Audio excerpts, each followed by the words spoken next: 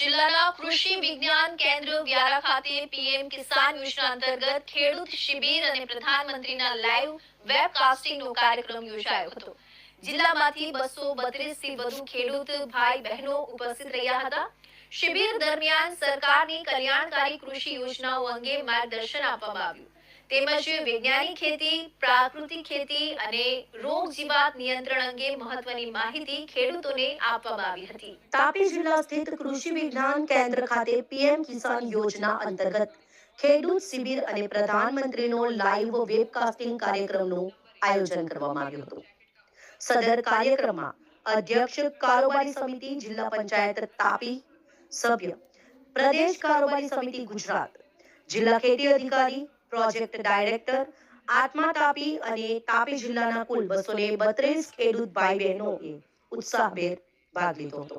કૃષિ વિજ્ઞાન કેન્દ્ર વ્યારા ખાતે યોજાયેલ કાર્યક્રમ દરમિયાન ખેડૂતોને સરકારની વિવિધ કલ્યાણકારી યોજનાઓ વિશે અવગત કરી ખેડૂતો વધુને વધુ કૃષિલક્ષી યોજનાઓનો લાભ મેળવે તે અંગે માર્ગદર્શિત કરાયા હતા।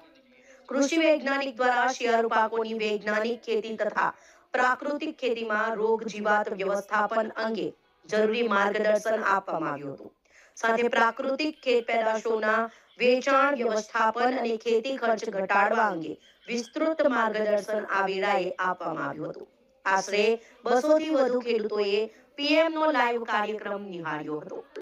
આજરોજ કૃષિ વિજ્ઞાન કેન્દ્ર વ્યારા જિલ્લો તાપી ખાતે પીએમ કિસાન વેબકાસ્ટિંગ પ્રોગ્રામ એટલે કે પીએમ સન્માન નિધિ કાર્યક્રમ હેઠળ આપણા ભારત દેશના માનનીય વડાપ્રધાન શ્રી નરેન્દ્રભાઈ મોદી સાહેબ આજરોજ કોયમ્બતુર તામિલનાડુથી ખેડૂતોના ખાતામાં 21મો હપ્તો રિલીઝ કરવાના છે, જે અંતર્ગત આખા ભારતમાં 9 કરોડ ખેડૂતના ખાતામાં 18,000 કરોડ રૂપિયા ટ્રાન્સફર થશે।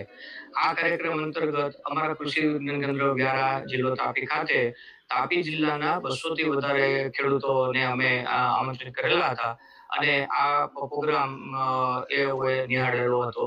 સાથે સાથે આ કાર્યક્રમ દરમિયાન પ્રાકૃતિક કૃષિ, શિયાળુ ઋતુ માટેની જે ખેતી પદ્ધતિઓ છે એમાં ખાસ કરીને વૈજ્ઞાનિક ખેતી પદ્ધતિ શિયાળુ પાકો માટે અને શિયાળુ પાકોમાં જે રોગ જીવાત આવે છે એના નિયંત્રણ માટે શું કરવું જોઈએ એના વિશે અમારા કૃષિ વિજ્ઞાન કેન્દ્રના વૈજ્ઞાનિકશ્રીઓએ ખેડૂતોને વિસ્તૃત રીતે માર્ગદર્શન આપેલું હતું।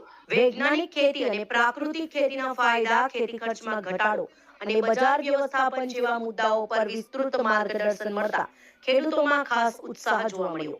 આશરે 200 થી વધુ ખેડૂતો પ્રધાનમંત્રીનો લાઈવ વેબકાસ્ટ નિહાળ્યો હતો। આવા કાર્યક્રમો દ્વારા ખેતીને વધુ પ્રગતિશીલ અને ટેકનોલોજી આધારિત બનાવવા સરકારનું સતત પ્રયત્નશીલ વલણ દેખાઈ રહ્યું છે।